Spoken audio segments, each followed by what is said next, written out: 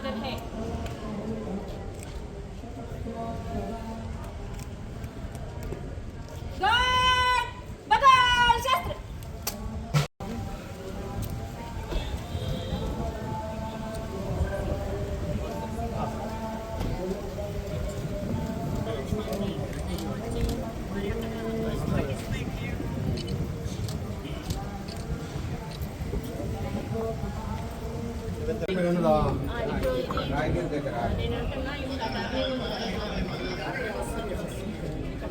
ఇప్పుడు పర్మిషన్ తీసుకోవాలా?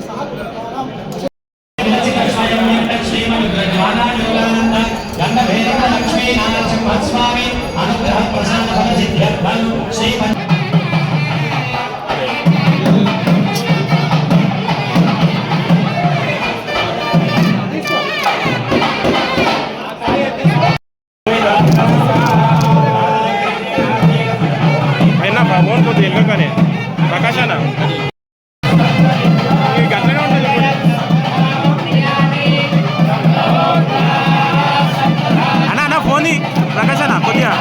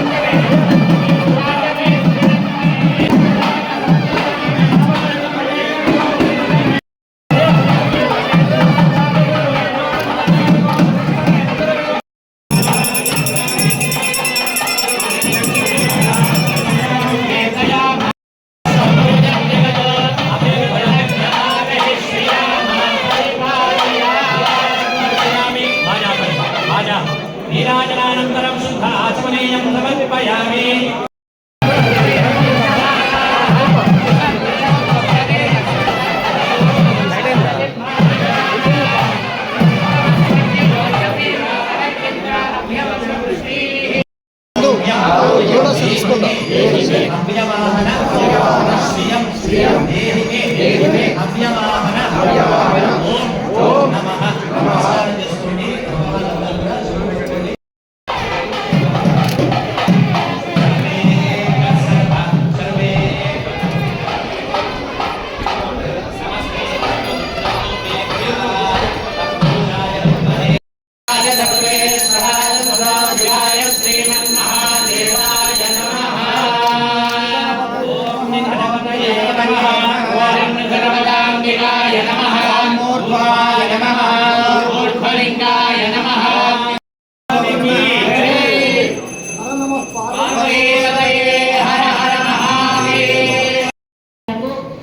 మరి ఋషి పుంగవులు, బ్రాహ్మణులు, మరి చతుర్వేద పారాయణలు, ఇతర మరి పూజారులు ప్రతి ఒక్కరూ కూడా దాదాపు 30 నుండి 35 మంది గత 3 రోజులుగా ఈ వరుణయాగం అనేటువంటి కార్యక్రమాన్ని చేపట్టి ఈరోజు పూర్ణాకుంభంతో సమాప్తి చేసి మరి అదేవిధంగా ఇప్పుడు మన ఋష్య మహాముని గురించి కూడా పెద్దలు చెప్పడం జరిగింది. ఇది ఈ యొక్క వరుణయాగం అనేది కొత్తగా వచ్చినటువంటిది కాదు. పూర్వకాలంలో రాజులు కూడా సరైన సమయంలో వర్షాలు రానప్పుడు రైతులు మరి పంటలు పండక విలవిలలాడుతున్నప్పుడు వారు మరి వాళ్ళ రాజులు తప్పనిసరిగా వాళ్ళ అధికారికంగా ఈ యొక్క వర్ణయాగాలు చేయించేవాళ్ళు. అప్పుడు వర్షాలు కురిసి పంటలు పండి రైతులు సంతోషంగా సుభిక్షంగా ఉండేవాళ్ళు. మరి రైతు లేదే రాజ్యం లేదు, రైతు చల్లగా ఉంటేనే రాజ్యం చల్లగా ఉంటుంది. మరి రైతు 4 మెతుకులు పండిస్తేనే మనం అందరం కూడా తినడానికి ఇంత తిండి దొరుకుతుంది. ఎప్పుడైతే కరువు వస్తుందో, కరువు కాటకాలు వచ్చినప్పుడు మనమే కాదు పిల్ల జల్ల గొడ్డు గోద ప్రతి ఒక్కరూ కూడా మరి ఇబ్బంది పడాల్సిన పరిస్థితులు ఉన్నాయి. అటువంటి సమయాల్లో మరి వారికి తినడానికి ఏమీ దొరకక చనిపోయినటువంటి సందర్భాలు కూడా మనకు పూర్వకాలంలో చరిత్రలో చాలా చూసాము. కాబట్టి మన తెలంగాణ పోయినసారి అత్యధిక పంట పండించిన రాష్ట్రంగా మరి దేశంలో నమోదైంది. కానీ మనకు ఎన్నో అది దానివల్ల ప్రభావం వల్ల పసిఫిక్ మహాసముద్రంలో ఏర్పడిన ఆ యొక్క ఇబ్బంది వల్ల ఈరోజు వర్షాలు పడవు అని చెప్పి మనకు శాస్త్రవేత్తలు సూచనలు ఇవ్వడం జరిగింది. కానీ మన ప్రయత్నం, మానవ ప్రయత్నం, దైవ ప్రయత్నం తప్పకుండా ఉండాలి. కాబట్టి మరి మానవ రూపంలో ఉన్నటువంటి ఋషిపుంగవులు మరియు ఇక్కడ వేద పండితులు, పారాయణులు అందరూ కూడా కలిసి మరి దేవుడికి సమర్పించుకున్నారు. ఈరోజు మా తెలంగాణలో పరిస్థితి ఈ విధంగా ఉంది.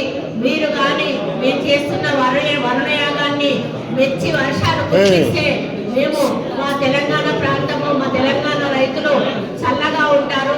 వారు పండించిన పంట మరి మేము తినాలి, మీకు కూడా నైవేద్యం పెట్టాలి. కాబట్టి మీరు ఆశీర్వదించండి, తప్పకుండా వరుణుల్ని పంపించండి అని చెప్పి వారు చేసిన యాగం సఫలీకృతం కావాలని కోరుకుంటూ మరి చివరగా వారు కొన్ని కార్యక్రమాలు చేయాలి అని చెప్పి ఇప్పుడు చెప్పారు. ఆ కార్యక్రమాలు పూర్తి చేయడంతో వరుణయాగం పూర్తవుతుంది. మరి మనమందరం గమనిస్తూనే ఉన్నాం. మొన్న వీరు మొదలు పెట్టిన దగ్గర నుంచి కూడా మబ్బులైతే వస్తున్నాయి, తుంపర్లు అయితే వస్తున్నాయి, ఏదో వర్షం వచ్చి రానట్టుగా వస్తుంది. కానీ భారీ వర్షం రావాల్సిన అవసరం ఉన్నది. కాబట్టి ఈరోజు మనం ఈ నిమజ్జనంతో చెయ్యగానే మరి వరుణుడు సంతోషించి మరి సంతృప్తి చెంది తప్పకుండా మన నేలను తాకుతాడని నేను ఆశిస్తా ఉన్నాను. ఈ ఒక్క దేవాలయమే కాదు, తెలంగాణలోని ప్రముఖ దేవాలయాలన్నిటిలో కూడా ఈ యాగం నడుస్తూ ఉన్నది. మరి అందరం మొరపెట్టుకుంటున్నాం కాబట్టి మన అప్లికేషన్ వరుణుడు ఎండార్స్ చేస్తాడని నేను అనుకుంటా ఉన్నాను.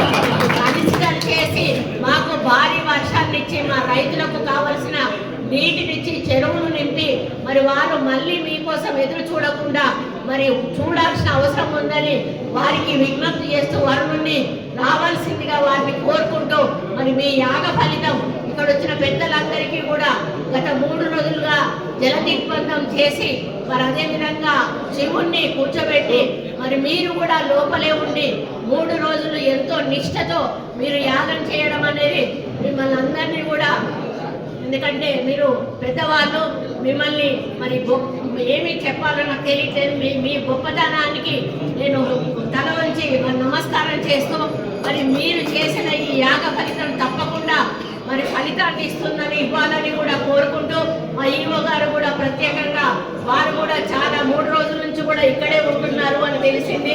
మరి వారు కూడా చాలా బ్రాహ్మణులు కాబట్టి వారికి కూడా ఆ యొక్క శరీరంలో ఆ రక్తం ఉంది కాబట్టి వారు కూడా ఈ పూజల్లో పాల్గొనడం అదృష్టంగా భావిస్తూ మరి తప్పకుండా వరుణదేవుడు శాంతించాలని మరి ముక్కోటి దేవతలు కూడా వరుణుణ్ణి ఇక్కడికి పంపించాలని, ఎందుకంటే ఒక వరుణుడి కోసం యాగం కాదు, ముక్కోటి దేవతలు కూడా ఈ యాగాన్ని తిలకిస్తూ ఉన్నారు, ఈ ఇబ్బందులు గ్రహిస్తూ ఉన్నారు.